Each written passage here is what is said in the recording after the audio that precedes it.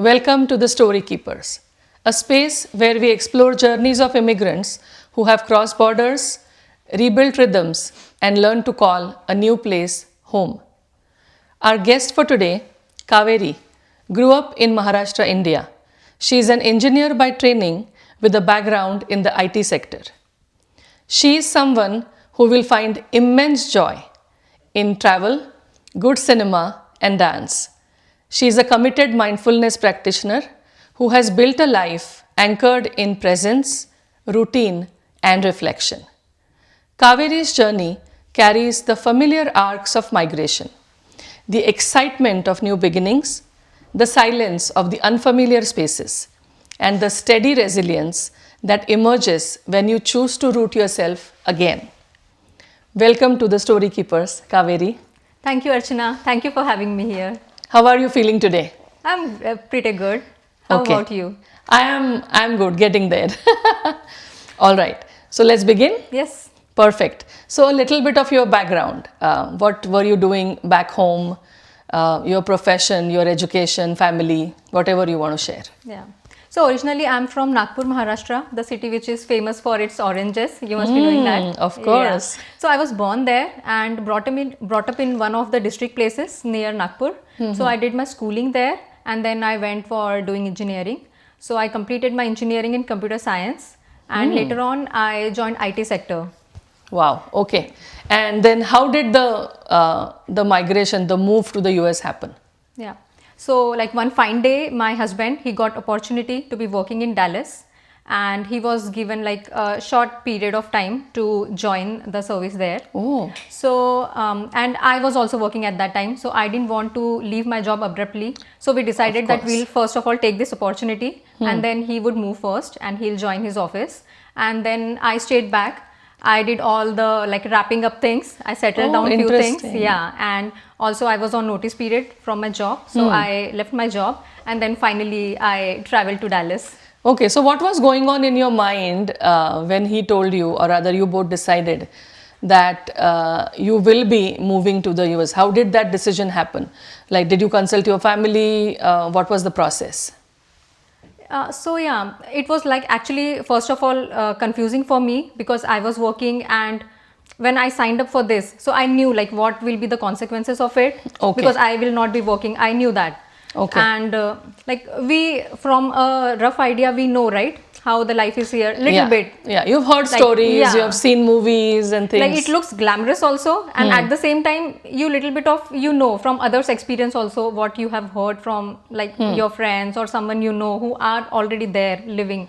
So yeah, I mean I had a brief idea but also we thought yeah, this is a good opportunity and like we can explore a few other things, maybe career in growth also and financial stability also. So we looked it that way and we thought yes, we should go ahead with that.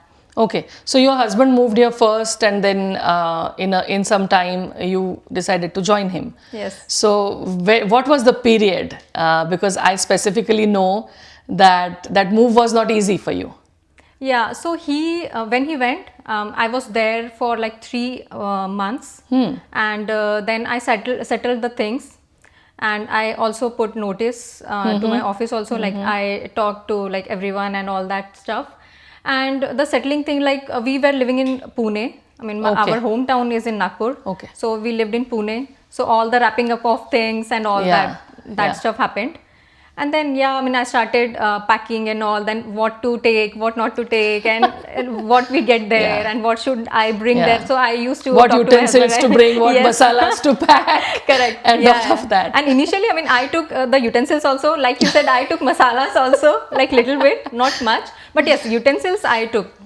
And lots of clothes and I was going to travel during the winter time, so like jackets and stuff, all those stuff, because you don't know how cold it's going to be here. But you're from Nagpur, you are okay. Yeah, but in Nagpur it's like always hotter side.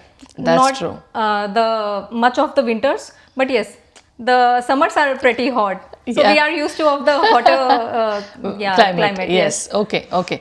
And do you remember the actual move, right? When did you arrive here? What date, if you can remember? Date I don't remember, but I arrived in February. So it was February and like peak winters here. And as soon as I reached here, I got sick. I mean, I was down with fever and cold and cough, and also the jet lag along with that. Yes. Yes, and it took like 1.5 weeks for me to deal with that. And then actually life had other twists for us. So within 3 weeks, the lockdown was announced, the COVID lockdown. The COVID lockdown. Yeah, so I traveled during the onset of COVID, and you must be remembering, right? After the COVID lockdown was announced, like the world went into shock. Yes. Like it was, nobody knew, right, what COVID is, how deadly the coronavirus is. Yeah. And how long this COVID lockdown is going to be, and how will the world be after that.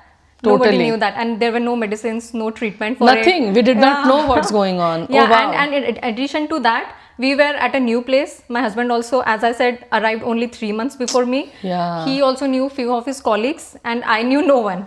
So it wow, was other like than him.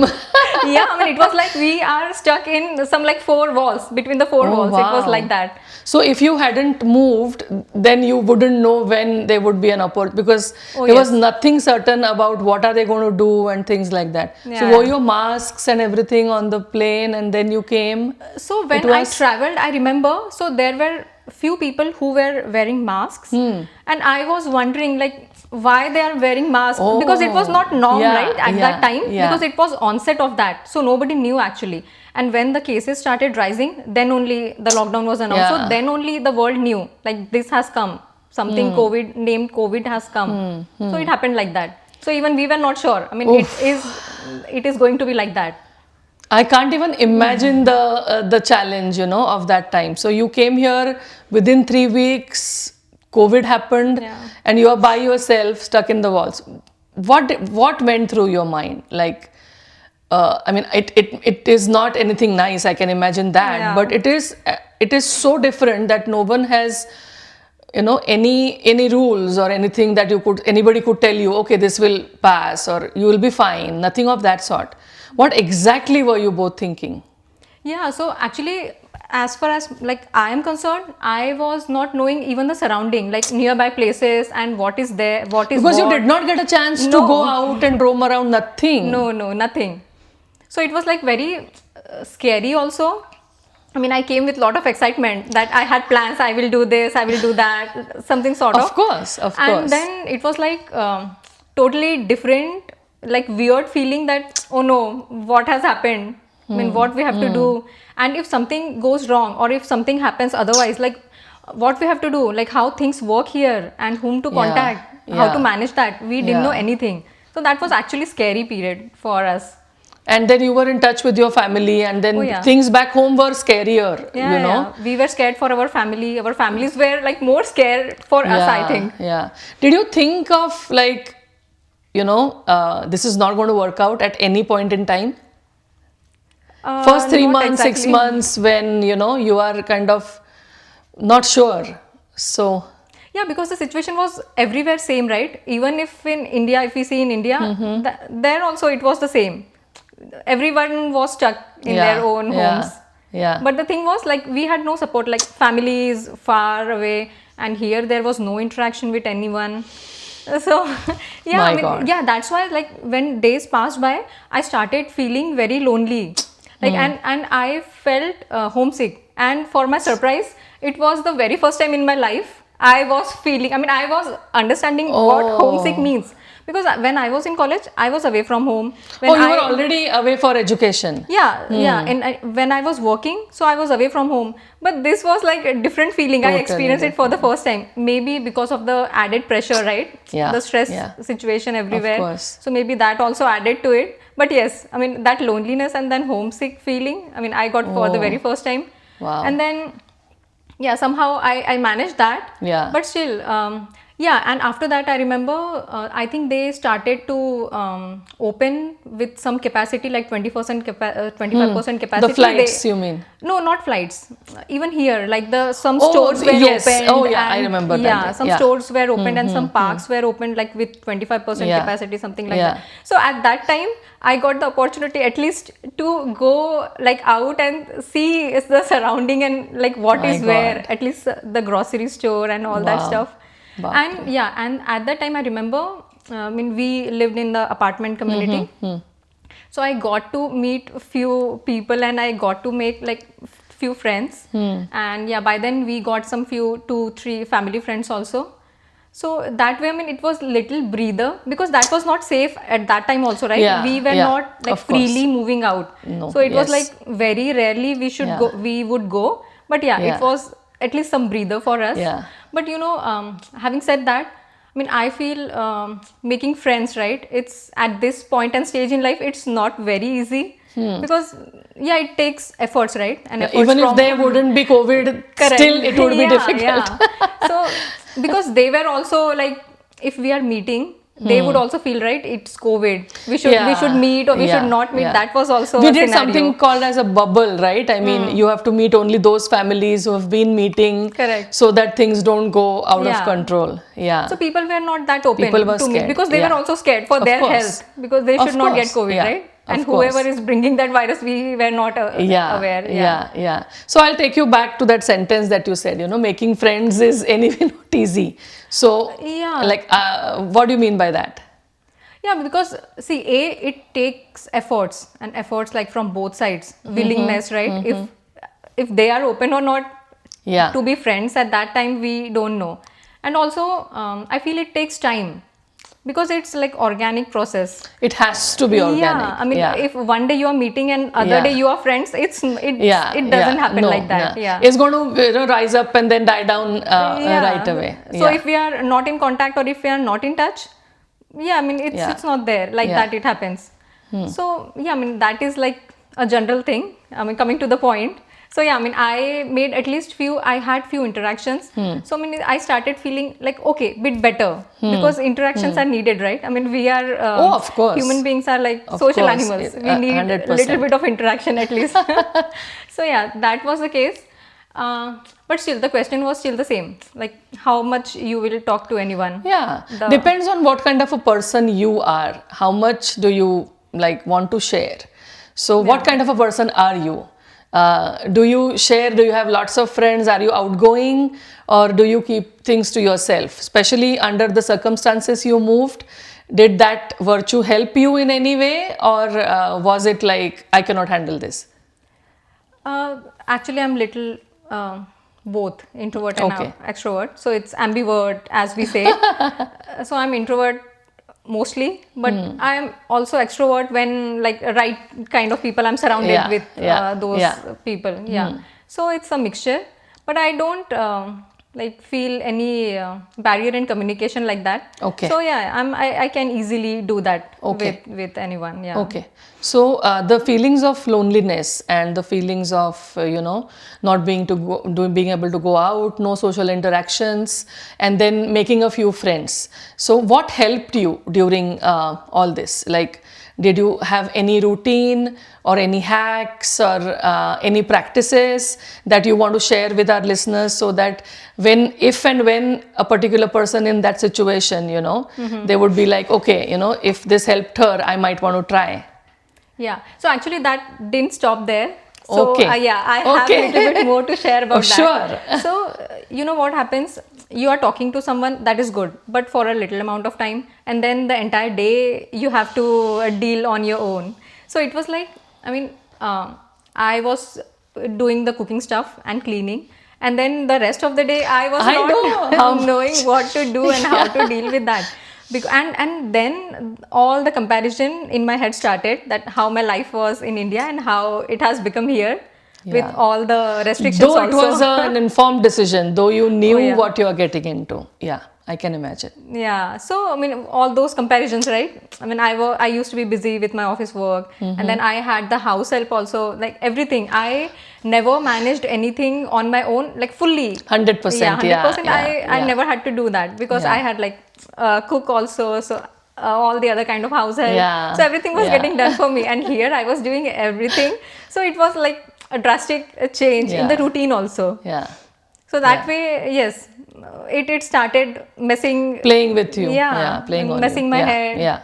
All those and the conversations which I had with myself, like that what I'm doing, how it is going to be, and all those sort of things. Yeah, it's not a very good place to be in, for sure.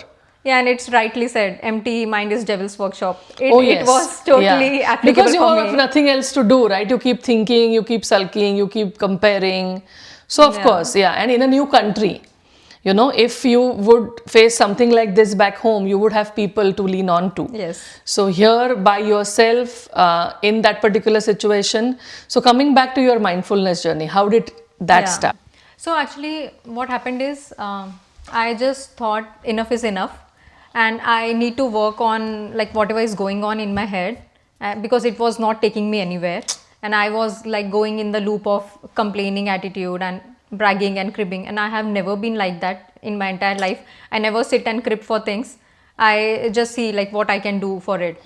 Yeah. So I just self introspected, and I thought that I'll make a routine, at least to start with, if not like 10 things at a time, but at least I will start slow and I'll do something. So I took one of the aspects, that is mental well-being. So and I thought I will start with that. So to give you a little background, I'm an energy healer, and I do practice pranic healing, which is a healing modality in which we do healing for the ailments. So it's alternate medicine therapy. So without touch and without giving medicines, we can heal the energy bodies of a person, and that way we heal the ailments, like whether they are physical or mental ailments.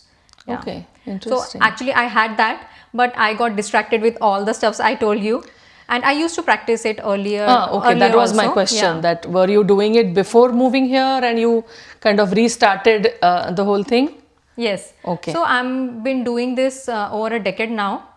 So we have meditations also in this. So when we learn pranic healing, so there are few meditations also that has been taught to us in that, and I used to practice that, but I got distracted with all those stuff and the stress and all, and yeah, so I thought I will start it again, because I was doing it, but on and off, like one day I'm doing, then 10 days gap, so something like that. Then I started it like consistently doing daily, if not like for 7 days a week, at least 5 days. Yeah. I tried that, Like one step And- at a time, smaller goals. yes. And also during that time, like few of my known ones, they got COVID, so I did healing for them as well. Oh. And yeah, and it benefited them a lot, and like one of them was hospitalized also, but then I gave healing, and obviously with the medicines and all, yeah. because it's a complementary therapy, so Yes. we cannot leave the medicines, Of course. so it worked wonders for them actually. Yeah. So it also gave me confidence that yes, why I was not doing this. I mean, I always used to do this. Then why I'm not doing this now? So then I started healings also, and of course the meditations, and it actually worked wonders for me. I mean, I was actually out from all the mess which was in my head. Yeah, and I started seeing the things clearly as what I feel, and yeah, and then the comparison also, like, it stopped. I mean, I was like, Yeah. I knew, right, what I'm getting into. Then why I'm thinking that? Exactly, It yeah. is, there is no point Yeah, of thinking yeah. that. We have to look ahead, like what is there for us. So that way, I mean, yeah, it went on, and then slowly I started on the other aspect, which was the skill building.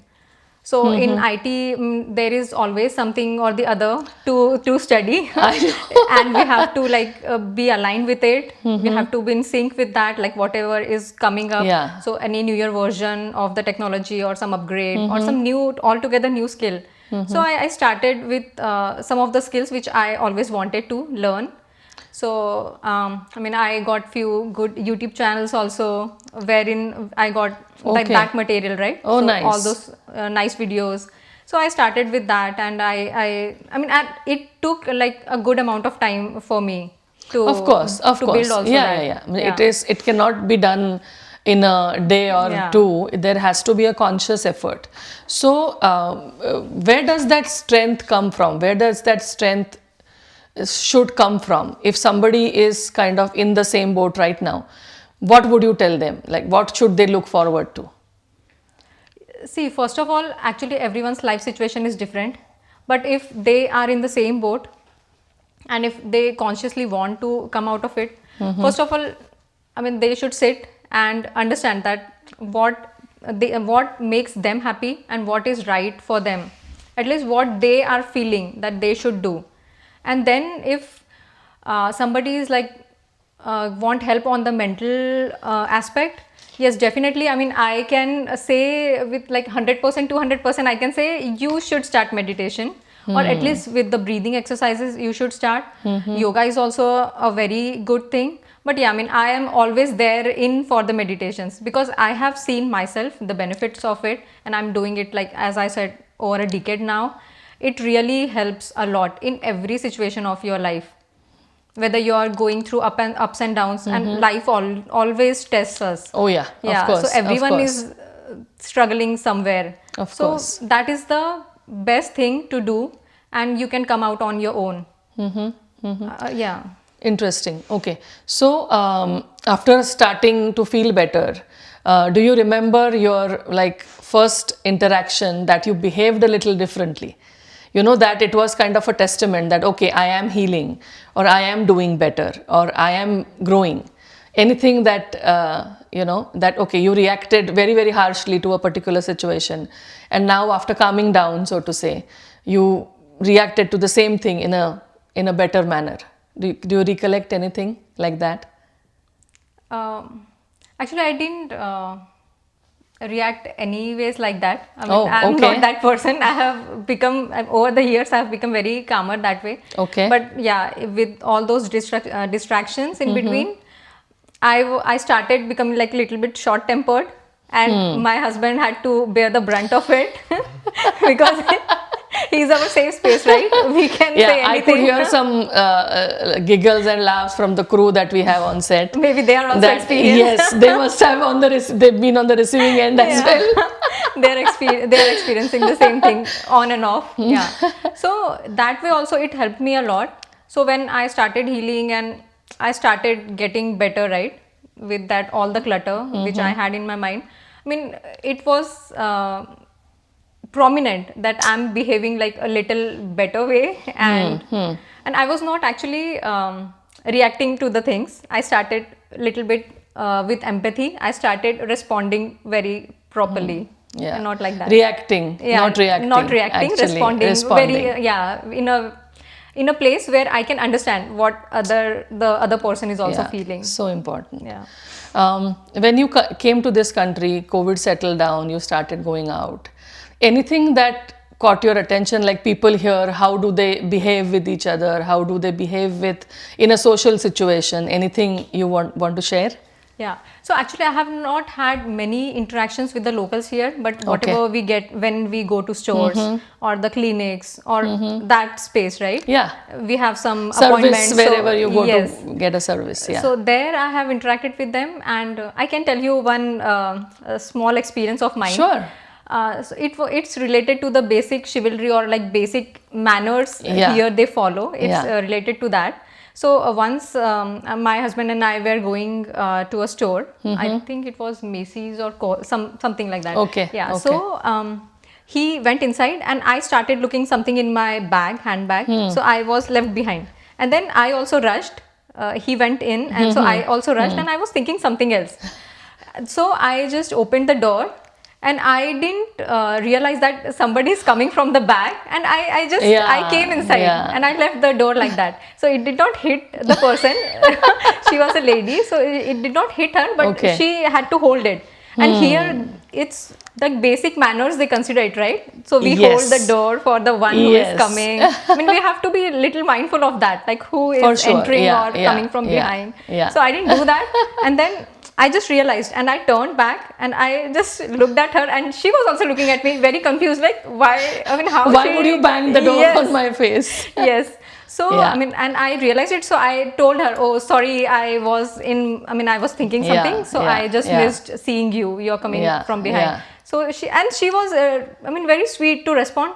Oh, okay, it happens. No worries. Good evening. She said me, and then she went. Yeah. So from that day, I made it a point that at least you have to be aware of like where you are, and here they consider it as basic manners. So where we are, we have to adapt that culture at least. These basic things at least whatever you are seeing, and Yeah. if you're realizing it, it's very good. So I mean, I started doing it now, so I'm a little bit conscious of like what I'm doing. Yeah. You have to read your surroundings. You have to see what people are doing, and Yes. maybe try and modify your behavior to an extent. Yeah, and that's the way. One of the ways I think you can, And yeah, here they give like the pedestrians, they give priority, right? We can cross the roads Yes, first. yes. It's. I mean, I have not seen that. I mean, I'm not used to it. So, Yeah. like when initially I tried to like cross the roads, right? Everyone stopped. Everybody stopped. And I was like, oh my god, oh wow. Am I so could- important? Yeah, I could go freely. I mean, Yeah, the person such- who is walking, they don't have to be aware. The person who is driving is aware they have of to that. stop. Yeah. Yes, yeah. Such small Yeah. things, but they matter and they make such a big difference, Yes. right? Okay, so I just want you to kind of think about those days or moments or whatever you must have gone through. That it's been 5 years that you are here. Yes. And any moment or any particular incident where you thought that, okay, now this place is becoming home. Okay, I might think about, you've started liking what you do, you've started liking where you live, you've started liking the interactions of the people. Okay, this is my home. So if somebody asks you, where are you from? Okay, I'm from Nagpur. When do you think you would say, I'm from Dallas? Yeah. So actually, yeah, this is a dilemma which everyone, I think, being an immigrant, everyone goes through it. So earlier, I also used to feel that whether I belong here or whether I'm from there, so whether I belong there, it's always a dilemma. But you know what has happened over these years? I mean, when we are here, obviously we miss our home, our family, of course, everyone is living there, and we have responsibilities also there. Of course. So we have to take care of that aspect also. But when I went last time to India, I mean, I was missing my life here. So it was There you go. it came really as a surprise for me also. Oh, I mean, now I have started feeling it that I belong there. Yeah, that sense of belonging kind of Yes, comes. it came automatically actually. Maybe because we come here, so we come with some amount of culture which we have, and here also we adapt to the culture. So I think we blend everything. Yeah. And it's. I mean, for me, I mean, what I feel is like belonging is not a place anymore for me. It's a feeling. So where you make So your well said. safe space, So well it's said. your home. So now So I well feel said. I belong here. Or obviously I feel belong there also, but yeah, I feel I belong here also. Okay, It's so my you're home, comfortable yeah. Yes. and you like it here. How nice, how nice. Okay, so I will come to the end of our podcast. That's the question I like to ask because I ask this question to myself as well. That knowing what you know in the past 5 years, would you do anything differently about the way you handled past 5 years in the US? First of all, if I could change something, I will change the timing of coming here. That was really a little bit not a good thing to worked for happen. us, yeah. But otherwise, I feel if I would have come like in a usual setup or normal times, maybe I would have adapted to it like real quick. Because what I feel now is, so technically it's 5 years for me, but it's 2 years I only, know, like 3 that. years. Yeah, 3 5 years minus gone 3, like 3 that. years are gone. Yeah, so in totally. 2 years, like I have got to interact with people, and people really motivate and inspire us to, because they are doing so wonderfully well in their life. So even we feel motivated that yes, we can build a new life here. We can do many things which we were not able to do. Like with the hobbies, simple hobbies also, right? Because when we are busy and we are occupied, we don't think of it. But here I was able to do that as well. And also the concept of library, I love it. I mean, I have started reading, so I literally love that thing. Every area has libraries. Yeah, their and own it's free. libraries, There is no payment involved at all. Correct. And we go, I mean, it's a very beautiful environment there, so we can sit. So that also, I mean, I have started liking this smaller things. Yeah, Yeah. and the interactions also, whatever I had and whatever friends I have, I mean, I believe in quality or quantity, so I don't have like many I'm friends. with you on that. Yeah, but whatever I have, I mean, I can 100% say I can lean on them, and they are for me whenever I need them. and vice versa. I'm also there for them. Of So course. yeah, those relations also what I have built here. I mean, I have started loving it here. There you go. How lovely. How lovely. Thank you so much. Thanks a lot for coming here, and thanks a lot for being so honest, you know. It did not feel like, you know, we are talking for the first time. You were very, very honest, very, very candid with your responses. So thanks a lot. Means a lot that Yeah, you thank came you here so and much. shared. Even I had a wonderful time. Great How pleasure lovely. to talking to you. How lovely. That was the Story Keepers, guys. See you again next time. Thank you so much.